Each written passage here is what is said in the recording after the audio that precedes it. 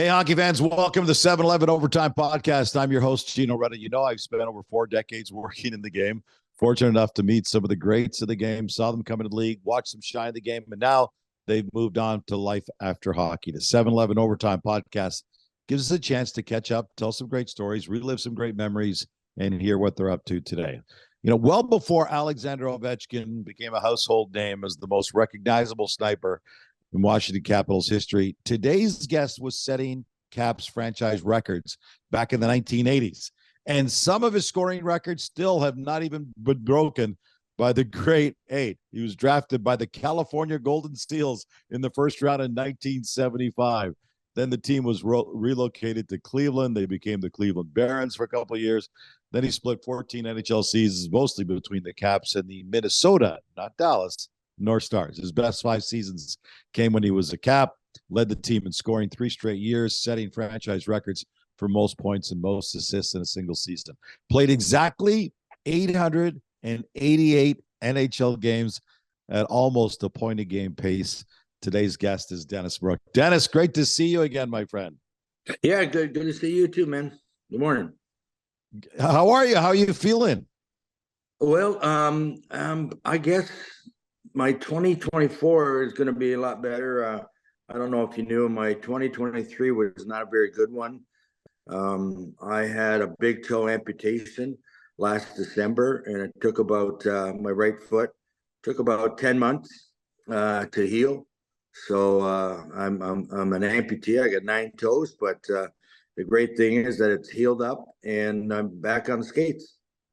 Wow, what was that like for you? Like from a pain standpoint and mobility standpoint, that must have been a rough 10 months. Well, the first few months, all it was a blister under my big toe that got infected last August, and the first few months was pretty bad, healing wise, and the pain and all that. But then once I got a little more mobile, got off the walker and got into the crutches, I was able to do a little bit more. And I felt bad for my wife. She had to take care of me. She took some time off work, also because I would sleep on a chair. I couldn't lay down. I had a vac machine on for almost 9 months, which is a machine that helps clear the drainage and the infection, and hopefully it healed it, which it did. Wow, it's been a bit of a journey, my friend. You've gone through a lot. Christmas is a great one this year. I really enjoyed Christmas, but last year's was pretty rough. I was in the hospital for a good 19 days. Wow. Well, I'm glad you're feeling better now, my friend. Thanks. I'm glad you're feeling better now. That's very encouraging. So something we should point out with our audience, you're at a pretty exclusive club. Only 22 players in NHL history scored 60 or more goals in a season, and you're one of the guys. What's it feel like to be a part of that pretty exclusive club? Well, I'd say the year before that, the 60, I had a 50-goal season. Yeah. And that was pretty rewarding. I was playing with 2 older fellows, Jean Pronovo and Bob the Hound Kelly, and I was the centerman. And to get 50 there, that was quite, it was really, really exciting. And then, come the next year, I ended up playing with Ryan Walter and Chris Valentine, and we stayed together all year. And we had all 3 of us had our best years, and that's the year I had 60 and 76 assists. To look back at that, a friend of mine puts on a golf tournament, and I'm on one of the holes, beat the pro, which is me, and which mostly everybody does on part 3. But he has on a big billboard the top 10 scorers, and in those 10, then I look at it and I go, geez, my name, a little kid from Rexdale, Ontario, number 4. There was Gretzky, the Stastny, Bossy, then my name. And then under my name was Mark Messier, Yari Curry, Marcel Dion, Paul Coffey, Dino Ciccarelli. And so to see that, it really brought back, geez, I'm with the elite group. There's some pretty good names in there. So, it's an honor. I've met Ovi many, many times in Washington. So it's been kind of a neat thing to talk about it and all that with him. You know what I find funny is that is today we're like, oh my God, can this guy score 50? Oh, really? Can any chance of scoring 60? 70 is like crazy, outrageous. You scored 60, but you did it in a year where Wayne scored 92 and had Who's 212 that points. guy? Who's that guy? Yeah, that was quite.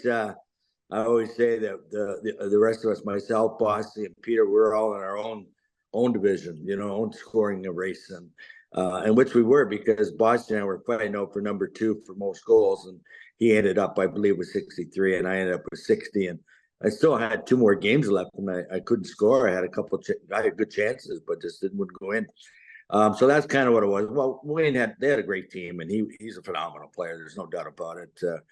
For a guy to score that many goals and get that many points is, I think we can go on and on and talk about Mr. Gretzky and just a great man too. It's interesting because you played in a day. I mean, now it's commonplace to see the smaller player. To see a guy who's 5'8", it's not at all uncommon. A lot of the smaller guys are big time scorers in the league. It's not as big a deal, but in your day, it was a big deal. You came in the league at 5, and you had a pretty interesting agent, Boom Jeffrey on.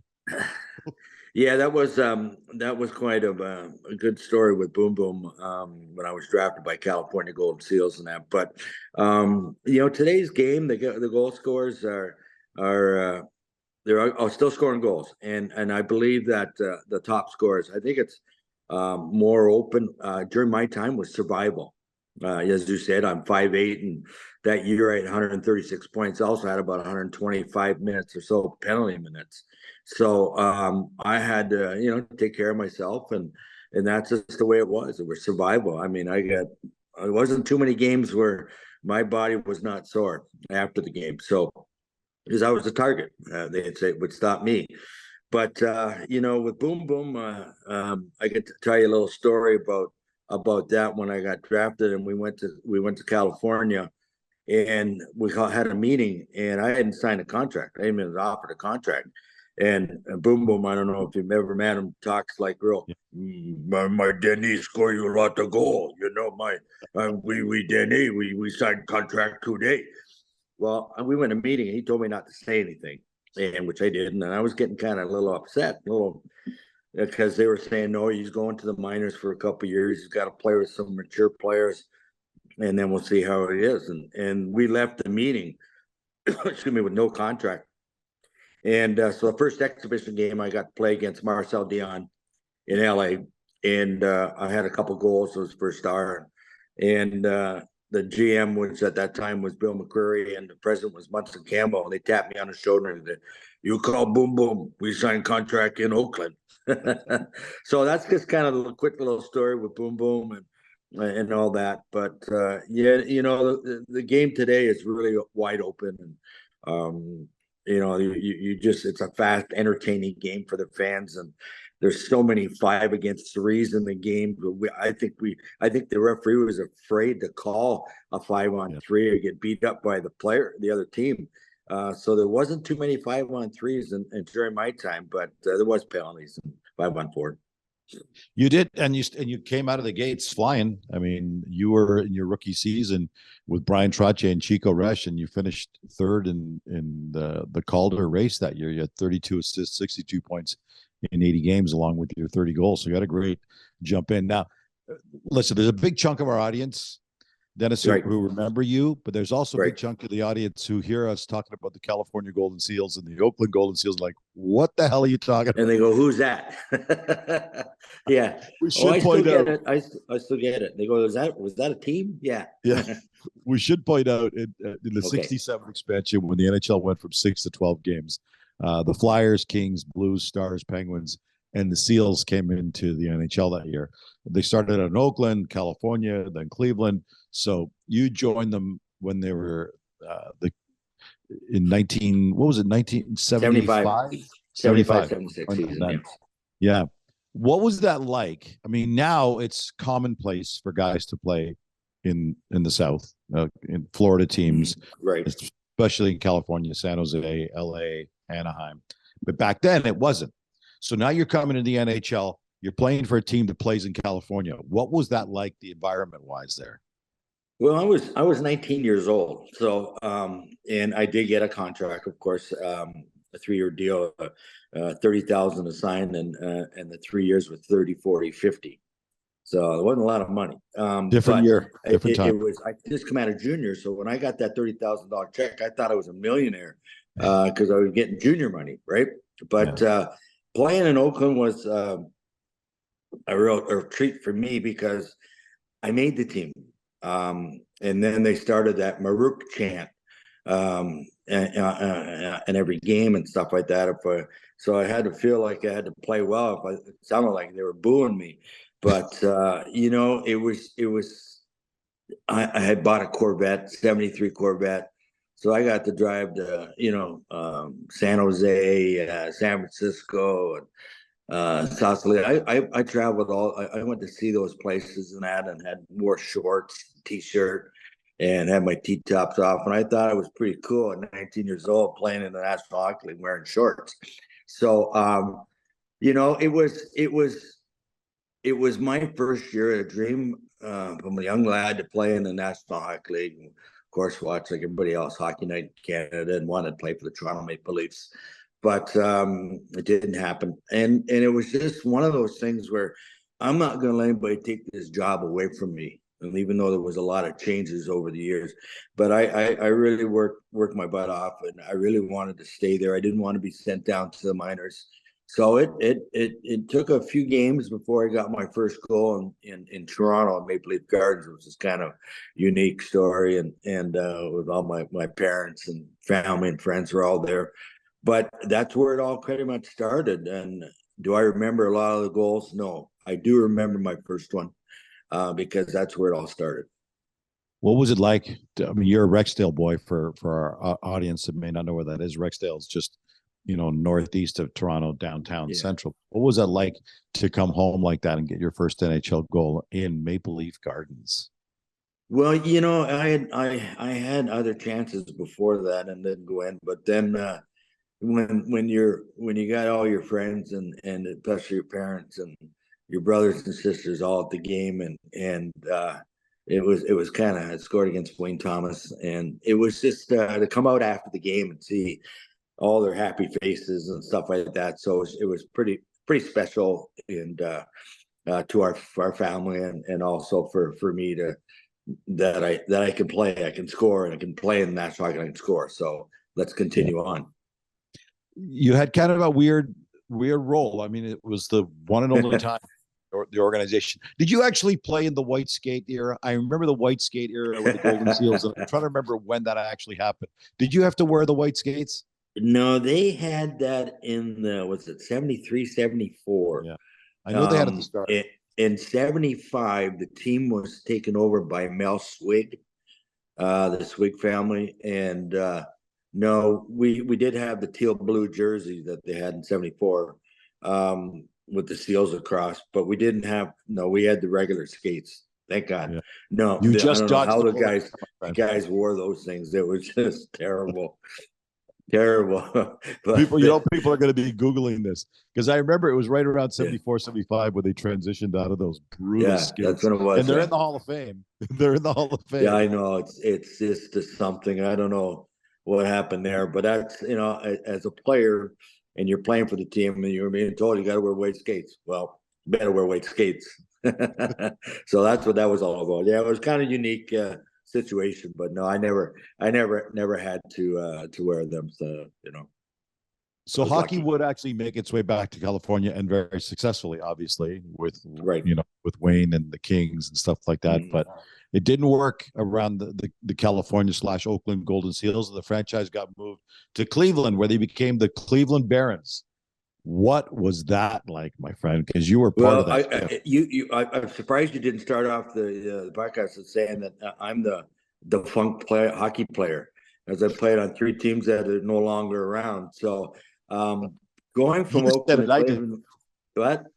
You said it. I didn't. I didn't. I know, but there's a guy that put fun. No, but going from Oakland to Cleveland was kind of a shocker a little bit because Mel Swig wanted to build a new arena in San Francisco, and a shopping mall beside it, and the BART was going to go right between it. The BART was a big train system there in San Francisco, and he got voted against by the Mayor Moscone at the time, 13-3, and so he ended up moving it to Cleveland, which I call mistake in the lake. And the people were not really, even though they had a minor pro team there over the years, and that they just weren't really. We didn't get many people at the games. We played in Richville Coliseum, which was could have used that as the Wizard of Oz building. It was out of nowhere land, and people just couldn't drive or wouldn't drive to it and watch it. And I think we had the most crowd. We had one was 13,000 against Montreal Canadiens, but other than, and it's at 21,000. It was a big stadium, and so it was kind of a struggle. Even though we knew that we were professional hockey players, we had to play as a team. We had to play, every game. And there was a couple good stories there where once we didn't get paid for a month, and we were going to fold. We were going to go in dispersal draft, and so we all went out. Buffalo was in town, and we all went out after a morning skate. Buffalo's in town. They said that the team's probably going to fold. So we all went lunch, went to the bar, and had a few cocktails and said goodbye to each other. And our player rep at that time was Bob Stewart, and Al Nicholson was commissioner. And they had called Bob about 4:30 and said we had to play the game. What do you mean we have to play the game? You told us we're going in a draft with Spurs, we're all half in a bag. And because the league took over the insurance, we weren't going to play unless we were insured at all. And then they did. So we ended up losing the game 6-2, but we made it. And then that's what happened, went on through the rest of the season. And that's where they merged with Minnesota. Wow. And you mentioned it was a tough time. It was really a tough time going from Oakland to Cleveland, and kind of a shocker in the summer. Yeah. Yeah. And then you ultimately merged with at that point, the Minnesota North Stars at that point. Right. And that time Lou Nanny was the GM, and he wanted to keep, there were a lot of hockey players, and he wanted a big tall left winger. He needed that. So he was going to he ended up going to trade me for a first round pick. And that's what he eventually got. And the player he drafted was Tom McCarthy. Yeah. I'm blown away by the stuff that you went through and that you survived through all this crap. Because even then, like I mentioned off the top, right? You've got franchise record with the Washington Capitals. People are like, okay, so ultimately he landed in a great organization. Well, ultimately the organization became a great organization. We went on to win the Stanley Cup. But when you joined them, the Caps then weren't the kind of Caps that they are now with solid ownership. Because you also went through some problems with the original version of the Caps as well. Yeah, we had Save the Caps campaign. Yeah, we did that too. And we had a meeting. You throw that away. Just don't throw that away. Explain that.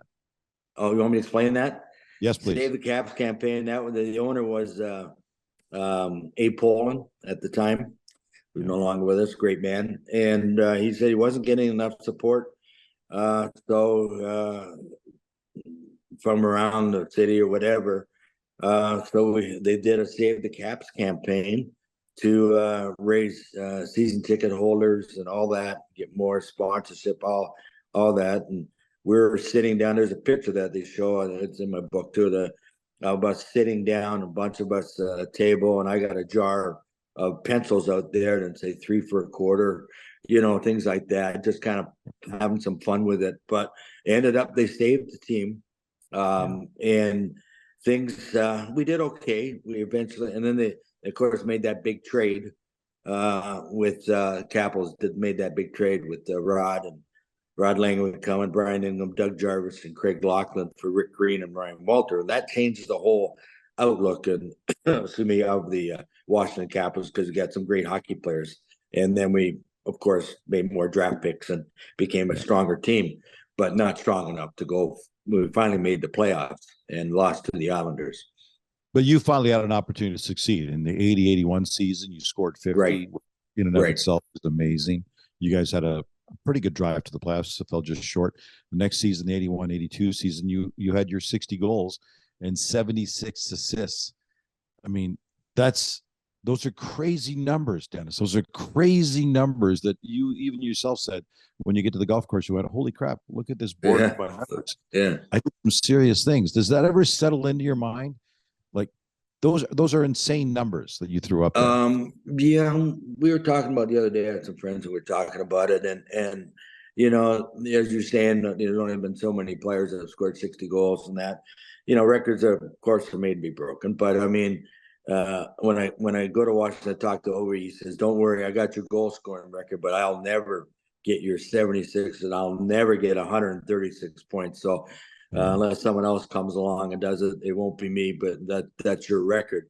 So when you hear that from a great player like that, and from other players like Peter Stastny and even Wayne Gretzky said that, I can tell you a little story about Wayne.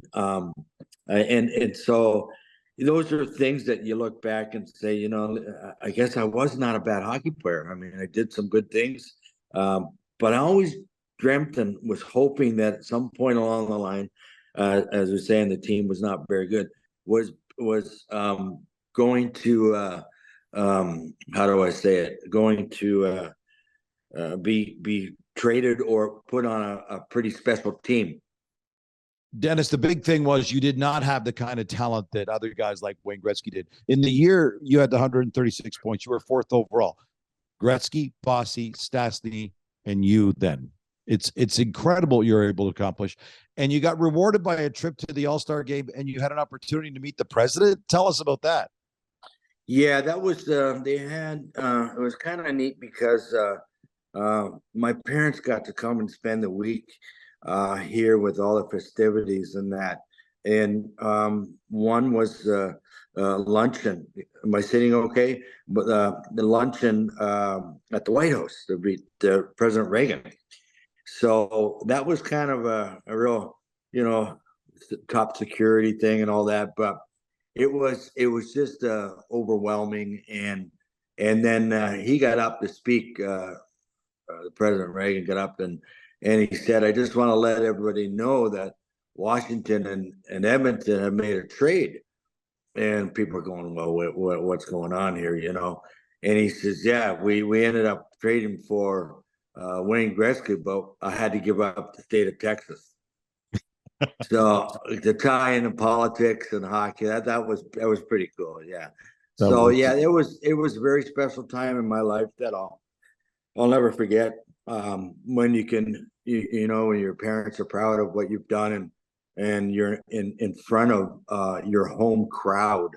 I was the last player to be introduced at both teams, and that was pretty chilling to have that support that go on for probably 3 to 5 minutes, the Maruk chant and all that, and then of course play. So it was at first it was kind of tough to play, but I think I ended up getting an assist on Raymond Bork's goal, so that was kind of special. It was kind of nice. That's a special moment. Yeah. Okay, so we talked about your All-Star Game appearance. We talked about your first goal in Maple Leaf Gardens, but none more memorable for me personally than the one you scored when you were sitting on the bench. Can you tell the story about the Pete Peters goal? Oh yeah, when I was coming up with center ice there, and so I was just kind of just shooting it in. Basically, I took a slap shot and it missed the net by a few feet, and he went out and tried to stop it, face the boards, to face the puck, and it hit a stick and went in the net. And I was on bench, of course, so that was kind of you know, those things are lucky. There's no doubt about it. How many times is that going to happen? You know, so yeah, out of over 300 plus goals, there are a lot of times where you get some lucky goals, and then there's some goals that we didn't have video that I didn't get counted for, that would shoot under the crossbar and it would kick right back out, and the referees, unless they were right there, didn't blow it. And then of course we didn't have the video to look and see if it was in, and a lot of times I had a bunch of goals that were not counted for. So you kind of look at some of the weak ones and then some of the ones they missed. If you're looking to answer the trivia question to our viewers and our listeners right now, Pete Peters was the goalie.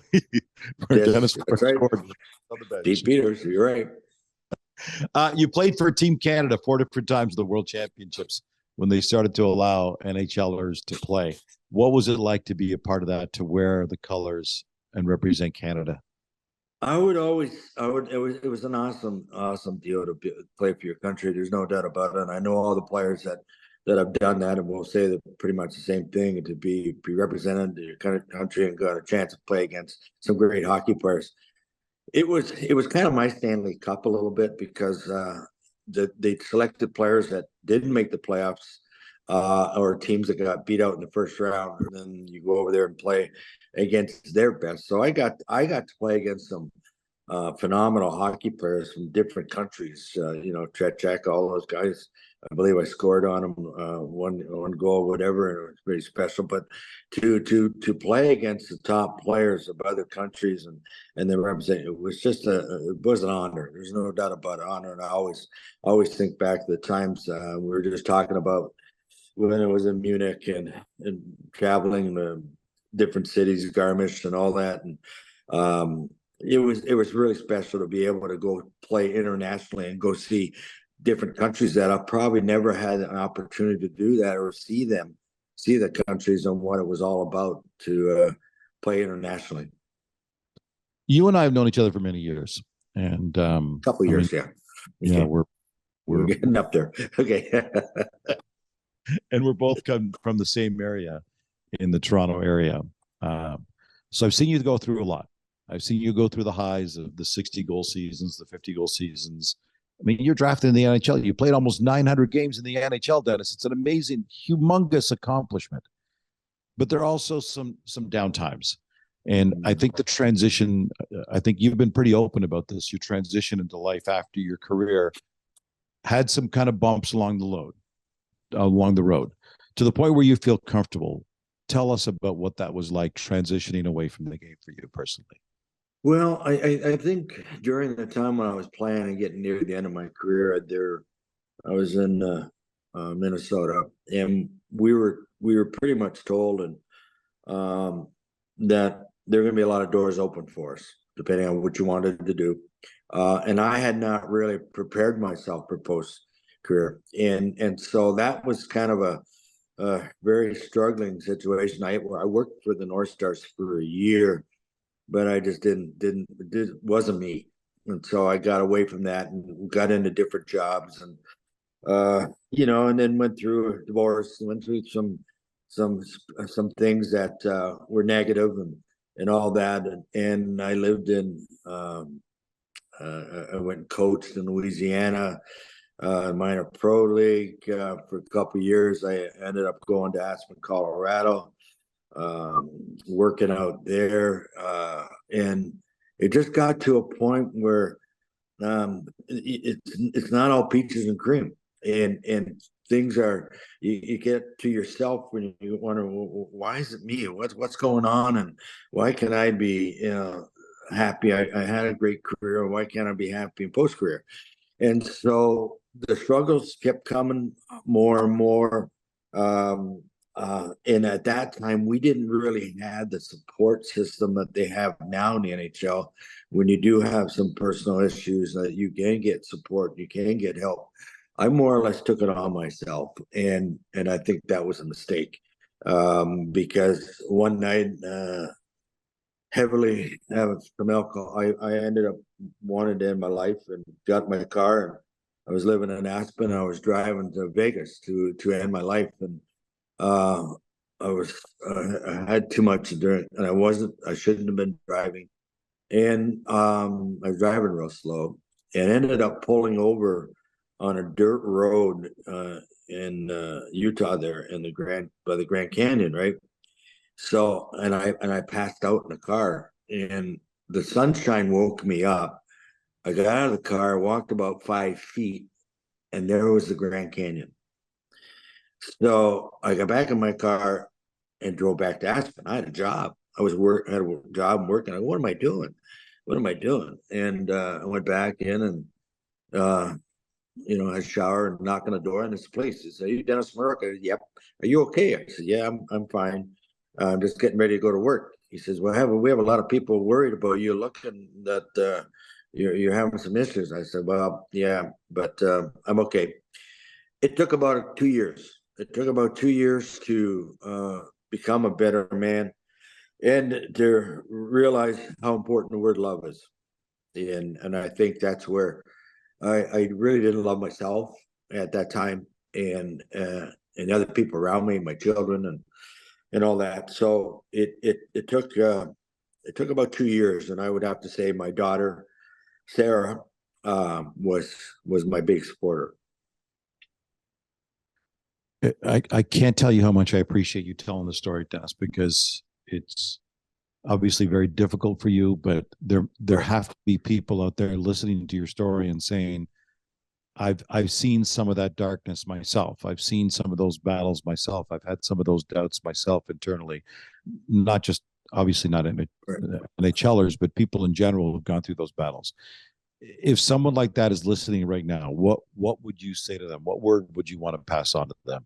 Well, I think the biggest thing is you have to love yourself. There's no doubt about it. There's number one, and then secondly, when you are having struggles, whatever it may be, you need to seek help professionally, because you can't do it yourself. I think people think in their minds that they can, that they can. No, you can't. You need professional help, and you need to find out the reasons why. I mean, you have to be open. I was not open. I kept everything inside, and so that's would be my advice. Because once you open up about everything, then you start to realize, oh, what am I doing? Why am I going through this? And there are issues, and I'm not the only player. There's other players, other athletes that have gone through all this too. And that would be my advice: is seek professional help. Wow, good for you, man. And I think as part of your journey, you mentioned briefly your book. I want to get back to that. Okay. When you turned 60, you decided to write the autobiography, and I thought it was really interesting.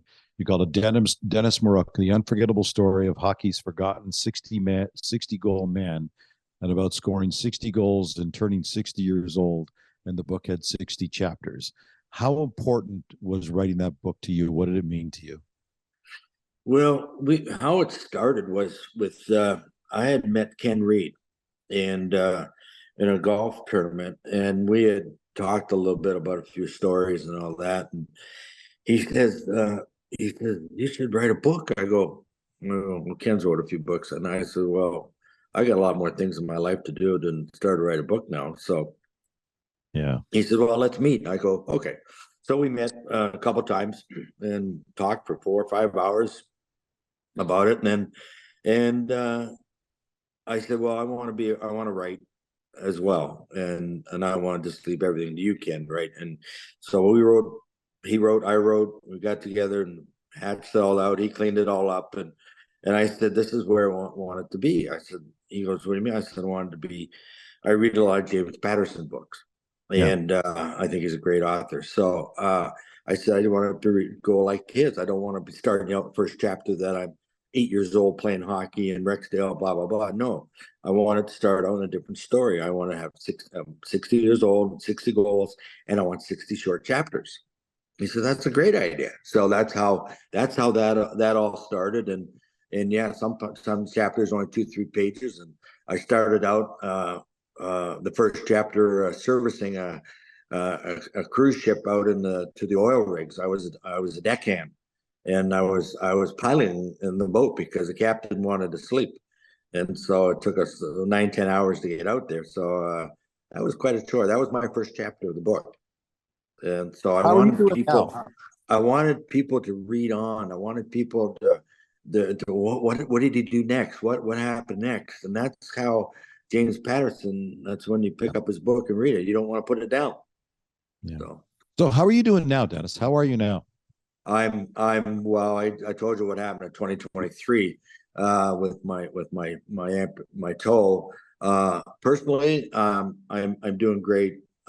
Semi-retired, and over the years I've done a lot of charity events. As you know, we met, and I do a lot where Easter Seals, the hockey helps the homeless. I go out to the States a couple times. I'll go out west or go out east and do events. Personally, I love myself. I love what's going on. I love what I'm doing today. I don't hate anybody. and I don't like that word. I think it's a terrible word. And so I've been through 2 divorces. I love both those women. I love the woman I'm with now, who's been very supportive and everything. And so I'm 68 years old, and I have 4 or 5 grandkids. I got 2 more on the way, one coming at the end of February and one June. So I'm a grandpa that enjoys being with my grandkids. So, and I want to be able to live long so that I can see them play a lot of hockey, see them grow up and get married or whatever. So that's where I'm at right now. Good for you, Dennis. I'm glad you're doing so much better, buddy. It's so. Thank you. 2023, I didn't see much of you, and I was wondering what was going on. Now we Yeah, know. now you know. And now you're back on top, which I'm so thankful for that, pal. It's been so great talking to you. I want to play 5 fast facts with you, okay? It just I'm going to throw out 5 quick questions. You give me your 5 quick responses to it, okay? How much time I got? Well, just about 5 or 10 seconds per answer, okay? Okay, all right, okay. Time now to play 5 fast facts with former 60 goal scorer Dennis Maruk. Number 1, the best teammate you ever played with. Who was that? Al McAdam. All right. Who was the best coach you ever played for? Bill White, my band coach. Oh, nice. Who did you hate playing against the most, and why? Mark Messier and Brian Trottier. Cheap centermen, but great players. Fair enough. Favorite city to play in? Favorite NHL city to play in? Favorite NHL? Oh my, that's a tough one. Favorite city? I would say it would have to be in Washington. If you hadn't become an NHL player, what career do you think you would have been doing instead? Oh, that's good. I would say that I love music. I would have probably taken up music when I was younger. Yes. Dennis, phenomenal catching up with you. I'm glad that 2023 is behind you and that all those, I'm so thankful that things didn't turn out as badly as they could have that day you woke up at the Grand Canyon. And I'm so happy you're doing so well, my friend. Great catching up with you. My pleasure, and thank you, and hope to see you soon. Thank you, Josh, too. Take care.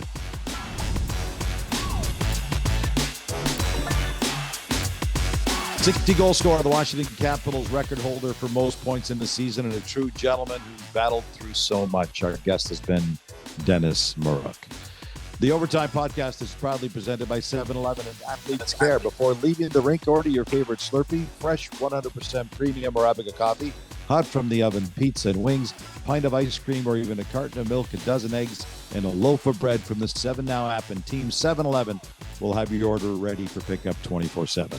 Athletes Care is proud to be celebrated its 25th year, offering sports medicine services to both elite athletes and the general population who require rehab for a new or chronic injury or pain. Go to where the best go. Athletes Care Sports Medicine Clinics with 24 locations in the Greater Toronto Area and Ottawa. Hey, if you missed any parts of the show, don't worry. Visit our website at overtimepodcast.ca, where you can both listen and subscribe to future shows. 7-Eleven's Overtime Podcast can be found on Spotify, iTunes Podcasts, or any of your favorite podcast platforms as well. Please check out and subscribe to our YouTube channel at O-Time Podcast.